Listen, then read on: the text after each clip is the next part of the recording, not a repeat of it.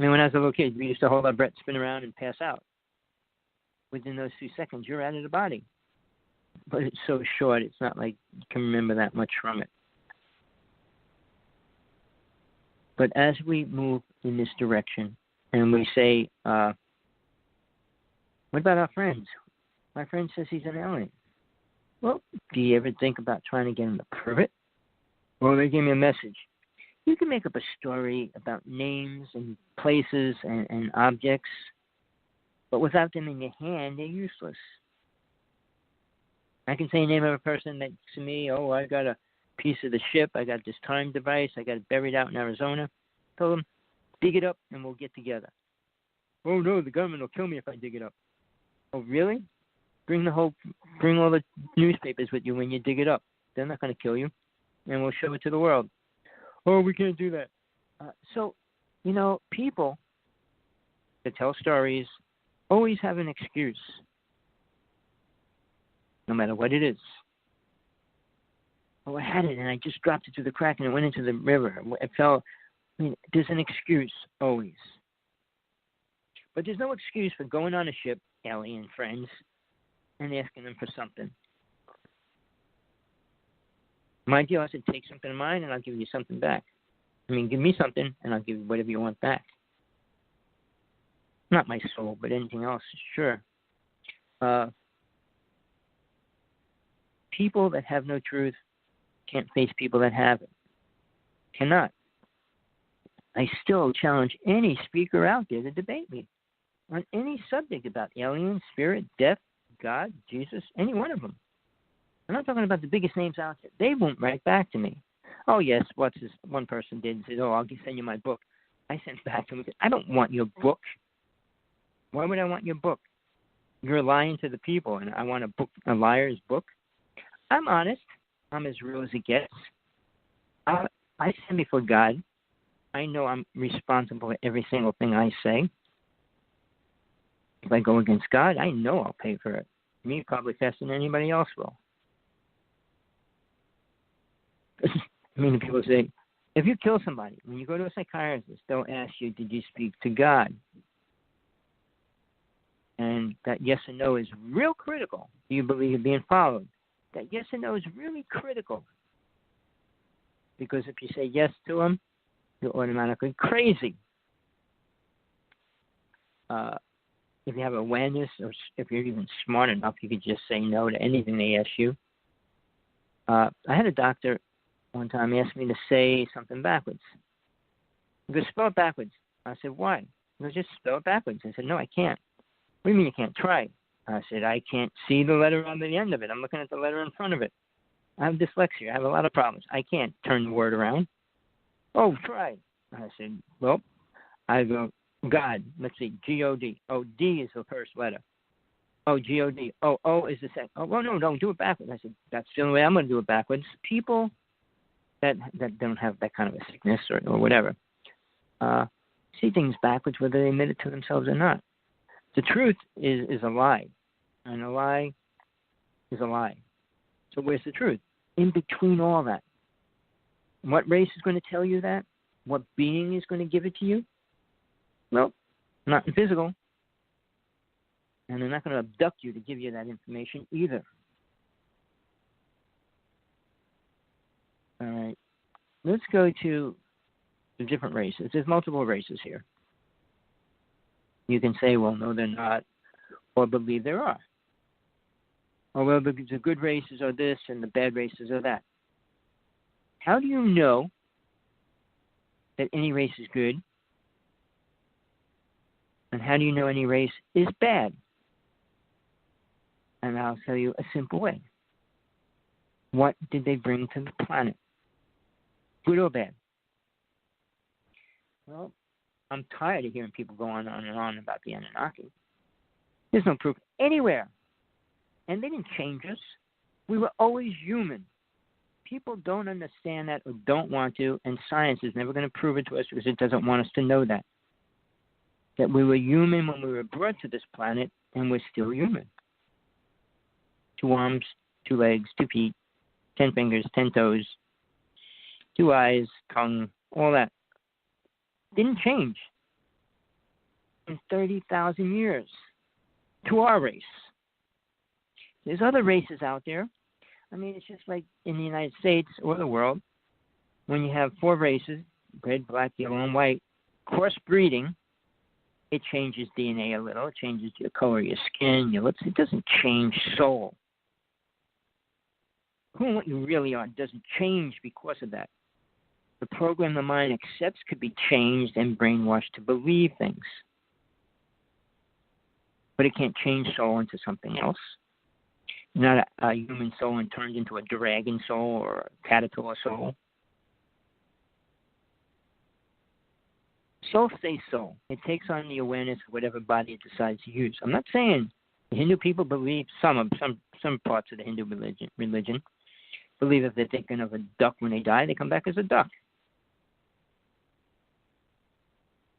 Well, soul that becomes aware moves forward. Soul that doesn't stays probably pretty much the same. But if a soul creates too much karma, then they go backwards. Like a mass murderer and things like that have a serious different situation when they leave this world. So when we talk about these things and we're planning on moving forward spiritually, where do you look? Where are you going to go to find any spiritual truth? Don't listen to me because I'm just an egotistical fool. Well, that's your choice. And most people won't listen to me because I'm telling them something that they don't understand or believe in. When Jesus told his people or started teaching his disciples and his followers, they couldn't understand him.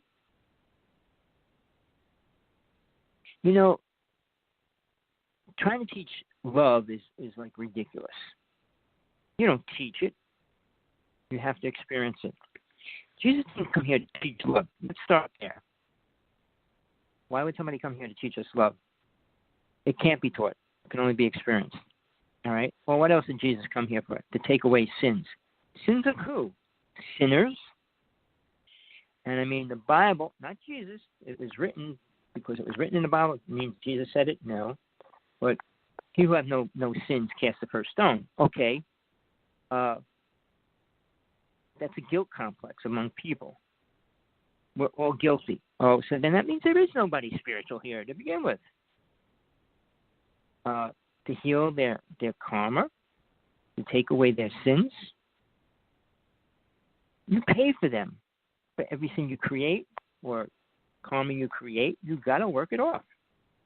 It doesn't disappear. Nobody, I mean, I'm not talking about Jesus directly or higher deities and things like that. I'm talking about nobody on this planet today, the Pope, Dalai Lama, you name it, can take away your sins. Wow, we have people, and I admit, 2 people talking to somebody saying, well, you no longer have karma. Really? Because you said I have no karma, I have no karma? I was talking about like when a person goes to confession in the Catholic religion. Every Friday they can go and get their sins forgiven. How come Jesus said go out and sin no more? It didn't mean come back next Friday. Do people listen to anything? Even the simplest things that were translated in the Bible, whether they were real or not, makes a lot more sense than what they created from it. The story of Adam and Eve, I read it 1,000 times in a couple of weeks. I went over it and over it 1,000 times, over and over and over. Because it's all lies. In the beginning, when God talks to Adam, he has to lie to him. Do you think God needs to lie? God would lie? For what reason? To tell us we're human and think we're human? No, God didn't lie because God wasn't there. Who was playing with Adam and Eve? Well, in what regards were they playing? Taking the ribs out of Adam and making Eve? A program idea that many mankind accepted, because Christianity was the highest population on the planet, accepted the idea. Meaning man was here first and then woman was created out of him. That's ego. It's control. And it was already a program to brainwash people. I mean, the Pope came out recently last year and said that Adam and Eve was a fake story. He didn't go into detail because it talks about reptilians and that. aliens came here to reprogram man, try to, which they did, many people. They didn't change their skin or change their eyes, make them have dragon eyes or a dragon tail or anything, or make them 10 feet tall and things like that. But where did it go from there?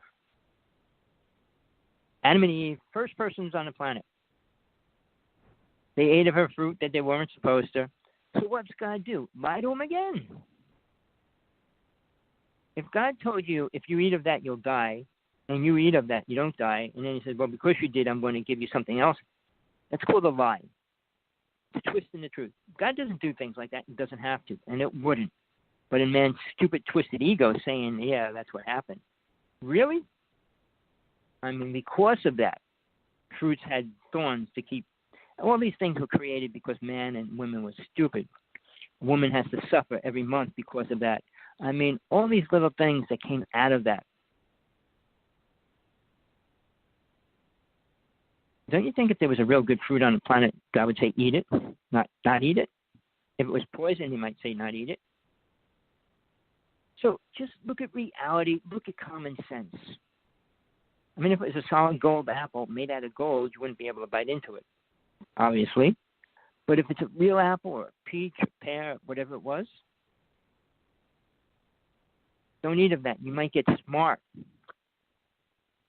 And then what's God say, supposedly? Because you ate of that, I mean, one was wisdom and knowledge and life and all that. Really?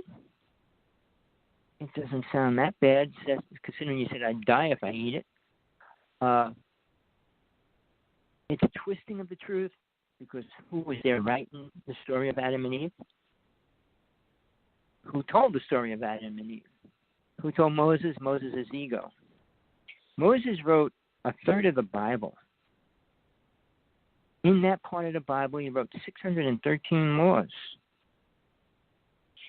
Then we can go into Inky and the New and all these aliens that were here programming us, creating the families. And, they're not human. They never were. So how could they create humans? They couldn't. And mankind's still mankind. Sure, we're slowly trying to recreate. And the government is doing great at that. But they will no longer be humans.